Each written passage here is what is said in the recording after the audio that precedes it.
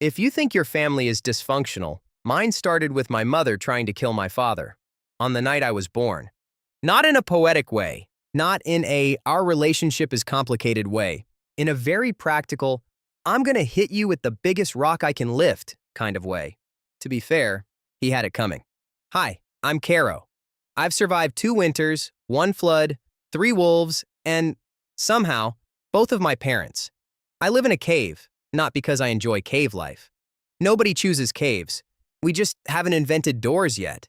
People love imagining prehistoric life as peaceful. Fresh air, open landscapes, no bills, no meetings. Reality? Every morning started with one question. Is today the day something eats me? Every evening ended with, guess not. That was our entire survival strategy. The night I was born, the sky completely lost its mind. Not rain. Rain is civilized. This was the heavens trying to smash the world into tiny pieces. Thunder didn't rumble. It exploded. Every blast shook dust from the cave ceiling. Babies cried. Hunters grabbed their spears. Even the wolves outside stopped howling. And when wolves decide it's safer to stay quiet, you know things are bad. Nobody slept. Not the children, not the elders, not even Boro. Now, if you've never met Boro, consider yourself lucky. Boro once woke up while a wolf was chewing on his boot, looked at the wolf, looked at his foot, shrugged, muttered, guess he needed it more, and went straight back to sleep. Even the wolf seemed confused. Everyone crowded around the fire because, back then, fire wasn't just warmth. It was the kitchen, security system, nightlight, entertainment, and therapist all rolled into one. If the fire went out, everyone suddenly remembered that humans are basically fragile meat with good ideas. Then another flash of lightning lit up the valley, and inside our cave, my mother picked up a rock, my father said something incredibly stupid, and that's how my life began. Now, in our tribe, timing meant everything. If you were born during a successful hunt, people said you'd grow into a fearless warrior. Born during the spring thaw? You'd bring prosperity.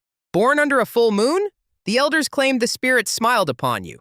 Born during the worst thunderstorm anyone could remember? Well, apparently that meant you were cursed. The moment I let out my first cry, lightning struck a tree outside the cave. It split clean in half, crashed into the river, and scared away the herd we'd been tracking for 3 days. The cave went silent. Every single pair of eyes slowly turned toward me. Then they turned toward my father. Dad sighed the way a man sighs when he realizes the universe has personally chosen to ruin his week. We should have left him outside, he muttered. My mother had just spent hours giving birth. She was exhausted, covered in mud, barely able to sit up, but somehow she still found enough strength to grab the nearest rock. Dad noticed. I was joking. Mom threw it anyway. The rock missed his head by about an inch and shattered against the cave wall. Nobody reacted. This wasn't unusual. The elders, however, had bigger concerns. Now, if you haven't met Elder Gon, he was our tribe's shaman. Very old, very dramatic, and very confident for a man whose ideas had a success rate of absolutely 0. Gon believed everything was caused by spirits, rain, hunger, a weird dream. One morning he sneezed 3 times and declared the cave haunted, spent 2 days yelling at invisible ghosts. The ghosts, to their credit, ignored him. Earlier that night, Gon had grabbed his ceremonial staff, which was literally just a stick with a skull tied to the top, and marched outside into the storm. He made it about 10 seconds. Lightning hit so close the mountain shook. He sprinted back inside, hair standing straight up, covered in mud, eyes wider than dinner plates. He sat down and didn't say a single word. For almost 10 seconds, a new tribal record. But now, Elder Gon slowly stepped forward, staring at me like I'd personally invented thunderstorms. He carries the storm, he whispered. That was all it took. Within seconds, everyone started blaming me for everything. The fire smoked too much. My fault. Someone burned dinner. Definitely my fault. Boro sneezed into the cooking pot. Somehow, also my fault. Dad folded his arms. I still say we leave him. Mom picked up another rock. Dad immediately changed his position. I mean, maybe we wait a few days. The argument lasted almost an hour.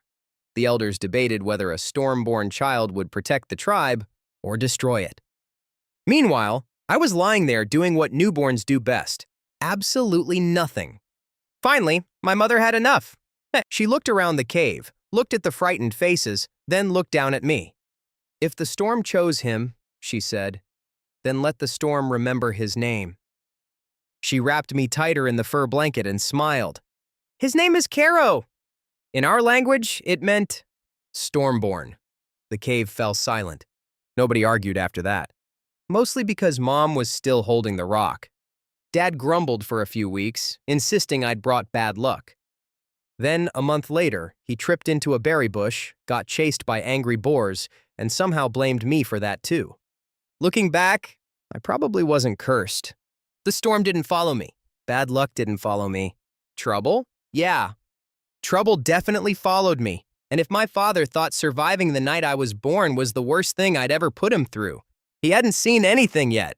And if you think my father blaming a newborn for a thunderstorm is ridiculous, wait until you see what I accidentally started once I could walk.